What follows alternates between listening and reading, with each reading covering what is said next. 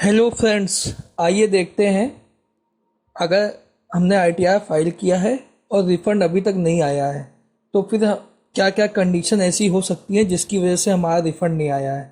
तो पहले हम समझेंगे क्या क्या कंडीशन हो सकती है, उसके बाद हम प्रैक्टिकली देखेंगे उस कंडीशन को कैसे सॉल्व कर सकते हैं कि जिससे हमारा रिफंड आ जाए। तो पहली कंडीशन हो सकती है कि refund adjusted with the previous year demand.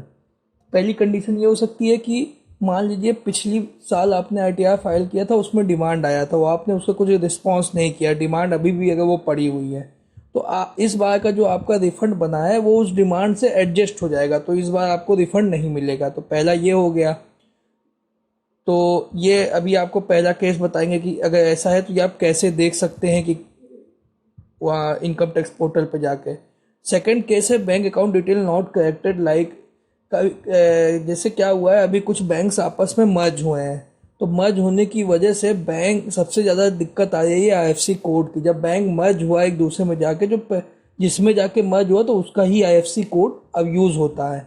तो जो आपके पास आईएफसी कोड है वो गलत फाइल हुआ है, इस वजह से आपके में रिफंड नहीं आया है। तो इसका एक सिंपल प्रोविज़न होगा, इसमें हम लोग आईएफएससी कोड को सही कर देंगे बैंक की डिटेल में जाके और रिफंड को री इशू कर देंगे। तो सेकंड केस में हम लोग रिफंड को री इशू कर देंगे, वो अभी बताऊंगा मैं कि कैसे आपको रिफंड री इशू करना है।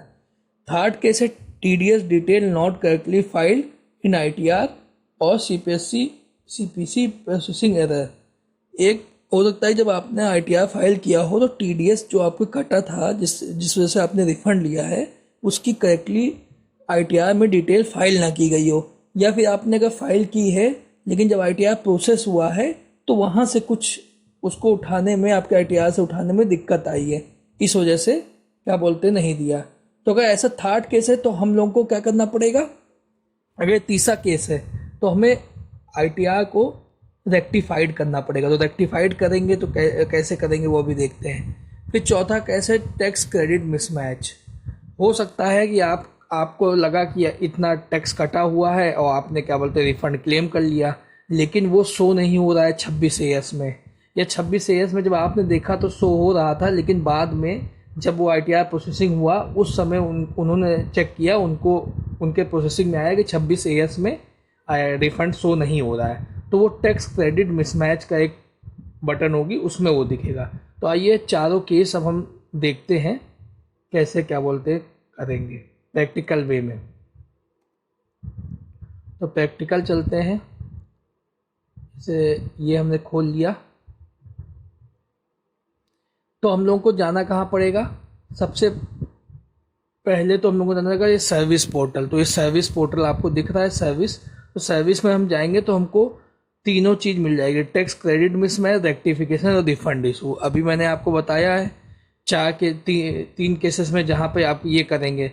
एक केस है आपका, जो मैंने कहा था सबसे पहला केस है, जहाँ पे अगर आपका डिमांड जो होती है, अगर पिछले साल डिमांड थी तो अगर इस बार का रिफंड बना तो वो उससे एडजस्ट हो जाएगा। तो वो आप जब पेंडिंग एक्शन पे जाएंगे तो रिस्पॉन्स टू आउटस्टैंडिंग डिमांड, जब इस पर क्लिक करेंगे सबसे पहले केस में, तो आप यहाँ पे देखेंगे कि आपका डिमांड, जैसे इनकी कोई डिमांड नहीं है, लेकिन अगर आप देखेंगे तो यहाँ पे डिमांड शो होगी, तो वो डिमांड से ही आपका रिफंड को रोक लिया गया या उससे एडजस्ट कर दिया गया, इस वजह से आपका रिफंड नहीं आया। सेकेंड केस था आपका कि आईएफएससी कोड गलत है। अगर आईएफएससी कोड गलत है तो आप बैंक की डिटेल में जाएंगे, डैशबोर्ड में जाएंगे, ये देखिए कैसे जाएंगे, डैशबोर्ड में जाएंगे, यहाँ पे बैंक अकाउंट डिटेल अपडेट में जाएंगे,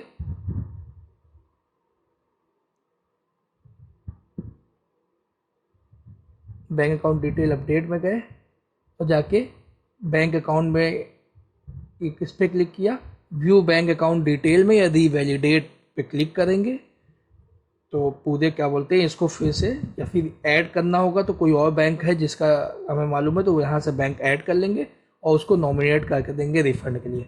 ये करने के बाद हमको कहाँ जाना पड़ेगा, सर्विस पे। सर्विस पे जाने के बाद हमें रिफंड रीइशू में जाना है। रिफंड रीइशू में जाएंगे, create new refund reissue request पे जाएंगे और यहाँ पे आपको अपने आप ही शो होगा कि क्या बोलते हैं आपका रिफ़ंड नहीं आया, मतलब आप डिपार्टमेंट ने रिफ़ंड आपको इशू कर दिया है, कोई दिक्कत नहीं है, लेकिन वो आईएफएससी कोड की वजह से पेंडिंग है, तो यहाँ पे आपके शो होने लग जाएगा। तो यहाँ पे आप उसको क्लिक करके ओके कर देंगे और आपका रिफ़ंड आपने, क्योंकि बैंक अकाउंट का एफएससी डिटेल या बैंक अकाउंट की जो डिटेल थी वो सही कर लिया है, तो आपका रिफ़ंड आ जाएगा। अब आते हैं एक और केस में, टैक्स क्रेडिट। चौथा जो केस था हमारा टैक्स क्रेडिट मिसमैच का, तो ये जब आपने जो रिफ़ंड अप्लाई किया है लेकिन वो 26 ईयर्स में नहीं शो करा, तो आप जब टैक्स क्रेडिट मिसमैच में जाएंगे, यहाँ पे आप असेसमेंट ईयर सेलेक्ट करेंगे। यहाँ पे असेसमेंट ईयर आएगा, तो असेसमेंट ईयर जैसे आप लोग 21-22 के लिए अगर करेंगे तो आपका 22-23 होगा। ये देखिए जैसे शो हुआ, 22-23 के लिए क्लिक करेंगे, सबमिट कर देंगे, आगे जाएंगे तो यहाँ फुली मैच है मेरा क्या बोलते हैं, जितना भी 26 ईयर से मैच है, तो यहाँ कुछ नहीं है। लेकिन आपके में यहाँ पे अपने आप ही शो होगा कि क्या बोलते हैं, आपने इतना रिफंड अप्लाई किया है और 26 ईयर्स में नील नहीं शो करता है। तो आपको क्या करना पड़ेगा, अगर ऐसा केस है तो आपको जहाँ पे आप जॉब करते हैं या जिसने भी आपका टीडीएस काटा था, तो उससे जाके रिटर्न को रिवाइज करना पड़ेगा, टीडीएस रिटर्न को। जब वो रिवाइज कर देंगे 26 ईयर्स में अगर शो होगा तभी आपको रिफंड मिलेगा। एक केस और हो सकता है कि आपने जो 26 ईयर्स देखा था, या भी आप जाके चेक करेंगे जब 26 ईयर्स में, तो आपको क्या बोलते हैं उसमें दिख रहा है कि टीडीएस चढ़ा हुआ है, लेकिन यहाँ पे शो हो रहा है कि नहीं चढ़ा हुआ है। तो आप उसको जाएंगे पेंडिंग एक्शन में, ई प्रोसीडिंग पे, वर्क लिस्ट पे जाएंगे। तो यहाँ पे आपको, जैसे यहाँ पे फॉर योर एक्शन है, यहाँ पे आपको शो होगा, यहाँ पे आप उसको दिखा देंगे, क्या बोलते हैं, आप अपना जो 26 ईयर्स जो आपका होगा वो अपलोड कर देंगे और आपका काम हो जाएगा। अब आते हैं एक थर्ड केस देखते हैं। जो थर्ड केस था जो कि हम रेक्टिफिकेशन करेंगे, तो रेक्टिफिकेशन हम कब करेंगे, जब आपका जो रिफंड है वो क्या बोलते हैं किसी वजह से क्या बोलते हैं रोक लिया गया। जैसे कि मान लीजिए रिफंड आपका क्यों रोका गया, जैसे हम लोगों ने इसमें देख लेते हैं कि TDS detail not correctly file और आईटीआर और सीपीएससी प्रोसेसिंग एरर। तो दो केस हैं, दो केस में कुछ भी हो सकता है कि आपने जैसे आईटीआर में टीडीएस की कुछ डिटेल, जैसे जिसने एम्प्लॉयर ने काटा था वो, या कोई डिटेल नहीं पाई, तो एक भी डिटेल अगर गलत हो गई तो, या फिर मान लीजिए आपने सारी डिटेल डाली है लेकिन सीपीसी बेंगलुरु में जब प्रोसेसिंग हुआ तो उसने आजकल मतलब आर्टिफिशियल इंटेलिजेंस का वहाँ से कुछ चीज़ चूक हो गई, तो इस बार क्योंकि नया पोर्टल है तो ये चूक हो रही है। तो अगर वैसा है तो हमें क्या करना होगा, हम लोग जाएंगे, हमने देखा रेक्टिफिकेशन में, रेक्टिफिकेशन में जाने के बाद हमें यहाँ पे न्यू रिक्वेस्ट में जाना पड़ेगा। न्यू रिक्वेस्ट के बजाय हमारा इनकम टैक्स में जाना पड़ेगा। ये असेसमेंट ईयर हमको सिलेक्ट करना है, 22-23 रहेगा। आगे बढ़ जाएंगे, जैसे आगे बढ़ेंगे रीप्रोसेस रिटर्न। अब जैसे यहीं पे आपको दो शो होगा, रिटर्न डाटा करेक्शन ऑफलाइन, तो ऑफलाइन में नहीं जाना है, आपको इस पे जाना है।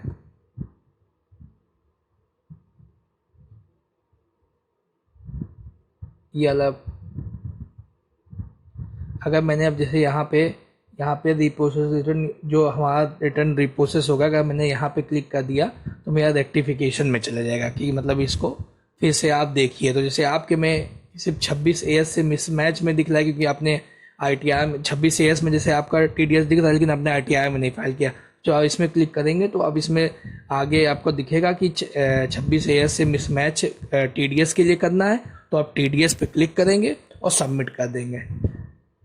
तो इतना चीज़ें आप करेंगे, अगर आप बस इन्हीं 4 कंडीशन की वजह से आपका रिफ़ंड रुका हुआ है, इन चारों में से जो भी चीज़ करेंगे सही जैसे आप कर देंगे आपका रिफ़ंड आ जाएगा।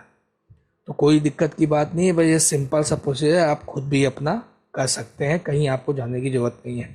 थैंक यू मुझे ध्यान से सुनने के लिए, और ऐसे ही मैं इन्फॉर्मेटिव वीडियो आपके लिए लाया करूँगा। Thank you.